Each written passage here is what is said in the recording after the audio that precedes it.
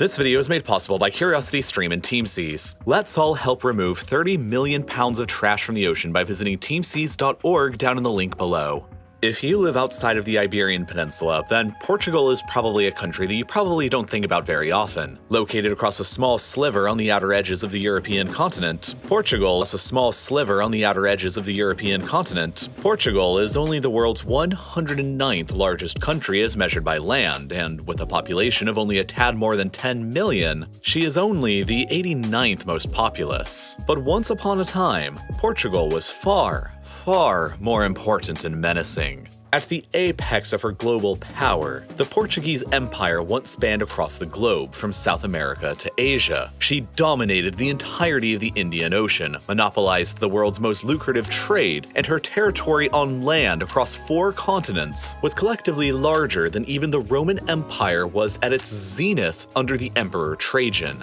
But over the centuries, her empire was gradually whittled away down to her relatively small position in the modern era. But land isn't everything. While Portugal's territory on land may be tiny in the grand scheme of modern 21st century nations, her territory on the high seas is anything but and spans from Lisbon halfway to North America across the Atlantic. And she's planning on making it even larger. If everything goes according to the plan, Portugal will enormously expand her oceanic territory as early as next year and will almost overnight become one of the world's largest countries. At least on paper. For when you add together land territory and maritime territory, Portugal's ambitious plan will place herself as the world's 16th largest country, far ahead of places that you conventionally would think of as being larger, like Argentina, Algeria, the Philippines, Saudi Arabia, Pakistan, Turkey, or Germany. And as I'm about to explain,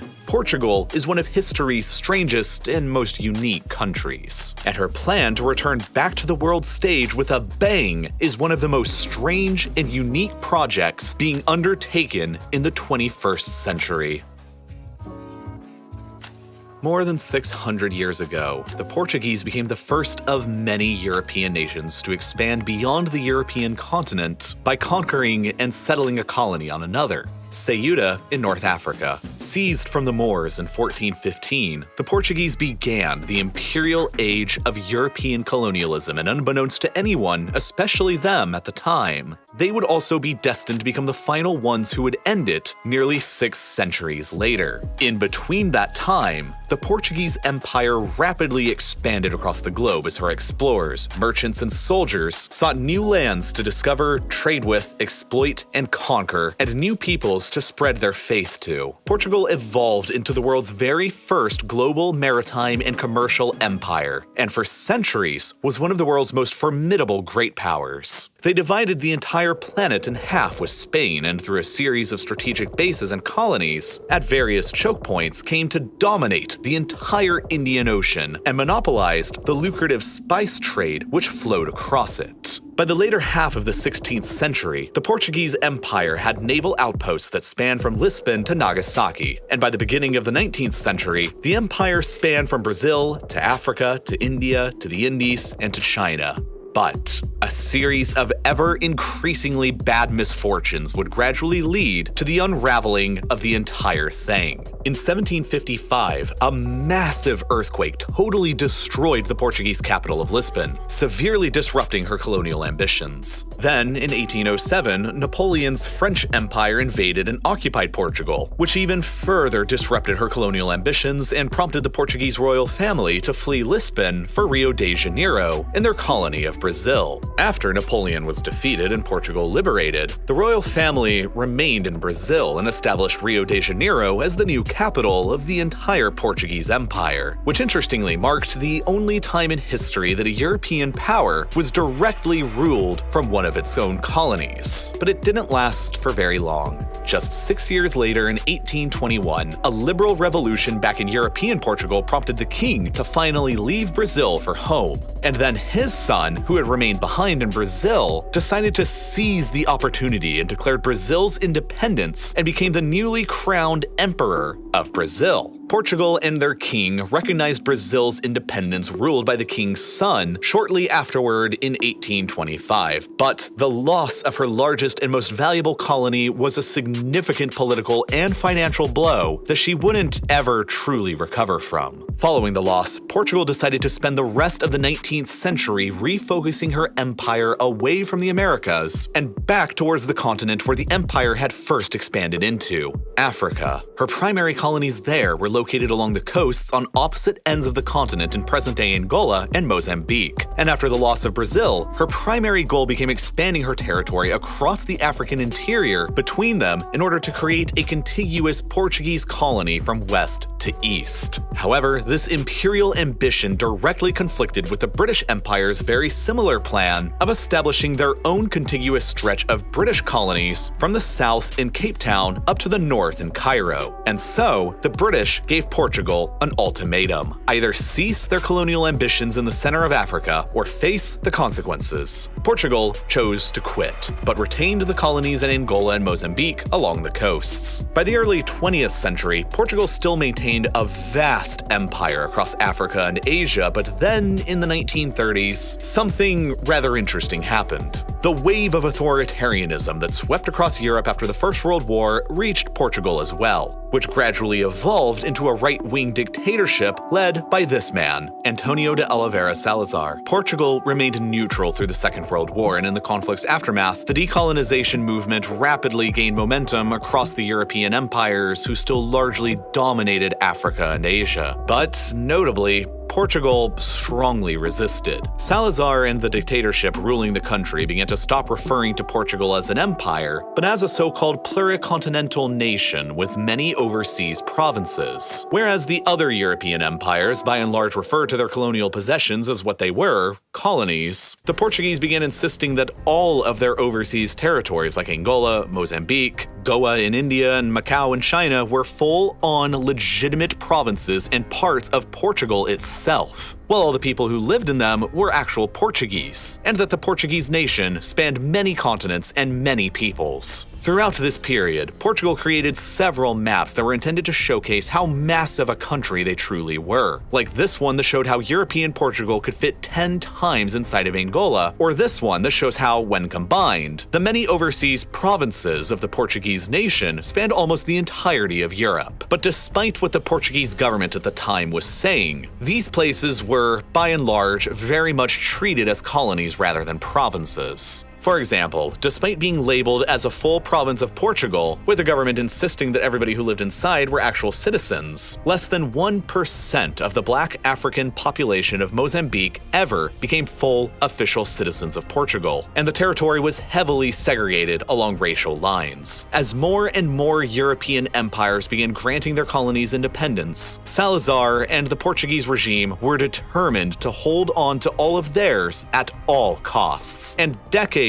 of needless tragedy ensued. After the British granted India independence in 1947, Portugal still held on to the city of Goa and refused all requests from India to give it up, continuing to insist that it was a core integral part of Portugal. Frustrated, India invaded the city in 1961 and annexed it, and it would take Portugal over 23 years to ever actually recognize it. At about the same time, violent protests against Portuguese rule began in Angola and then rapidly spread to the rest of their African territories from there.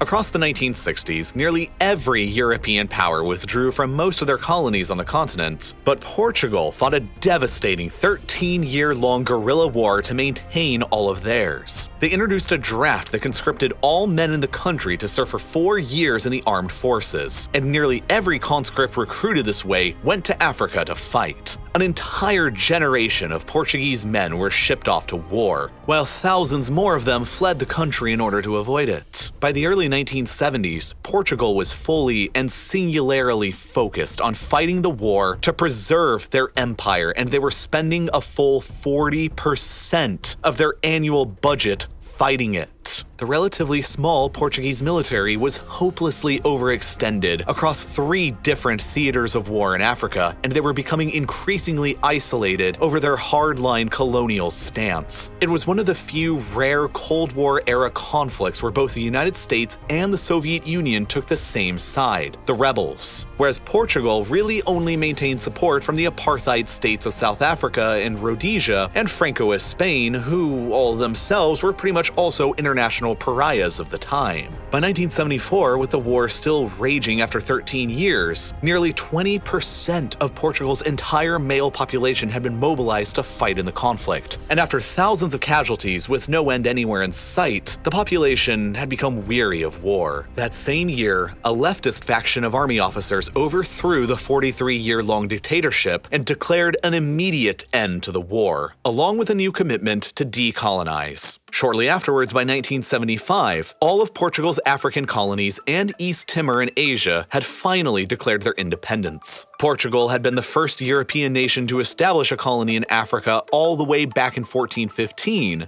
and now, nearly 6 centuries later, they were also the last one to leave. The only colonial possession that Portugal still had left was Little Macau in China, but that too was about to expire. In 1999, 2 years after the British gave Hong Kong back, the Portuguese too peacefully returned Macau back to China, which finally ended Portugal's 600-year continent-spanning empire. By this point, all the land that Portugal had left was mainland European Portugal itself, and the islands of Madeira and the Azores in the Atlantic. But, as they've done many times before in the past, the Portuguese always have a creative way of seeming like they're much bigger than they really are. In 1994, the United Nations Conference on the Law of the Sea, or UNCLOS, came into effect. Basically, this treaty established the rules of what amounts of oceanic territory the countries of the world could legally lay claim to as defined by Territorial Waters and Exclusive Economic Zones, or EEZs. Territorial waters were defined as all of the area stretching out to 3 miles from a country's shoreline, wherein the country maintains full and complete sovereignty and can basically do anything they want. Stretching out from 3 miles to 200 miles away from the country's coastline is the EEZ,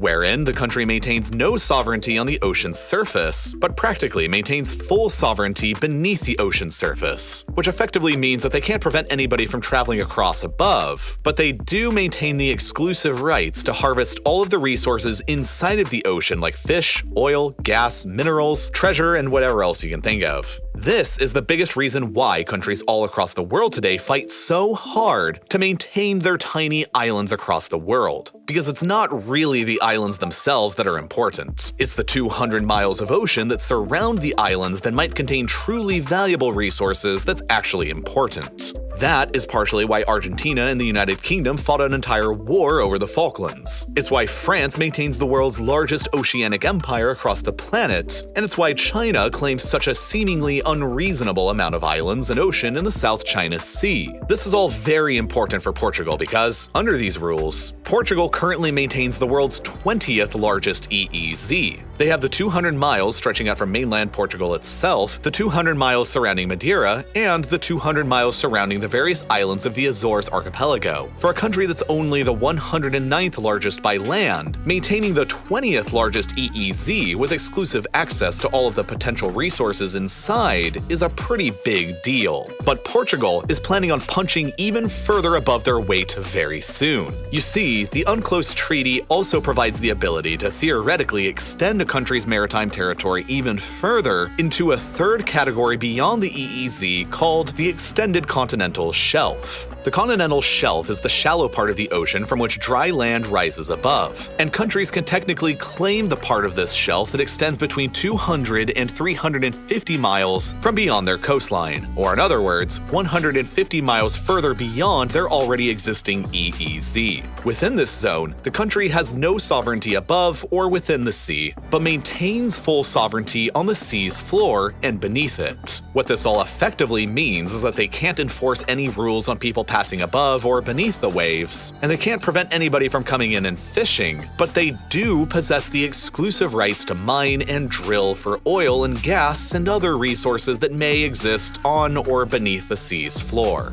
In the case of Portugal, their proposal to the United Nations for their own own extended continental shelf will expand Portugal's total maritime territory across the North Atlantic to an area of more than 3,877,000 square kilometers, which is a huge territory that's even larger than the land area of India. If realized, this will boost Portugal to possessing not the world's 20th largest maritime territory, but the 10th largest. And if you combine every country's land and maritime boundaries together, this would hypothetically transform Portugal into the world's 16th largest nation. A very high ranking indeed compared to only the world's 109th largest when measuring only the land. A trick that clever Portugal can use to claim once again to be among the world's largest and greatest nations. It is important to note, however, that this territorial measurement of Portugal would make the Portuguese nation more than 97% water. But that's kind of Portugal's whole plan. Portugal began her period of empire building 6 centuries ago by setting sail across the Atlantic, and her modern plan of the 21st century is to return to that very same sea, by this time controlling the sea itself and the resources within, rather than the resources, lands, and people beyond it. It is why Portugal refers to this plan as Portugal é mar,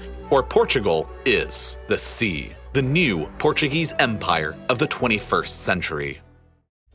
For thousands of years now, all of humanity has relied upon the vast ocean for our survival. Across it, we transport nearly all of our cargo and goods on ships. Beneath it, we harvest vast quantities of food to feed ourselves. On the floor, we exploit it for oil and natural gas, while at the surface we construct windmills to power our modern civilizations. In turn, the ocean provides us with half of the planet's oxygen. It stores 50 times more carbon dioxide than our atmosphere does, and since it covers most of the Earth's surface, the ocean regulates all of our climates and weather patterns. And perhaps most spectacularly of all, the ocean's sheer beauty and spectacular wonder has amazed and inspired us all for countless generations. But recently, we as a species have not been treating the ocean with the respect it deserves. For decades, we've been dumping millions of tons of garbage into the world's oceans, and it's become so much that nobody even knows for certain how much there even is. The best guess, made in 2015, suggests that as much as 150 million metric tons of plastic is currently littering the world's oceans. And if nothing changes by 2040, that amount is estimated to increase to 600 million metric tons. This is a cataclysmic crisis that's placing the health of the entire ocean we all rely upon in jeopardy.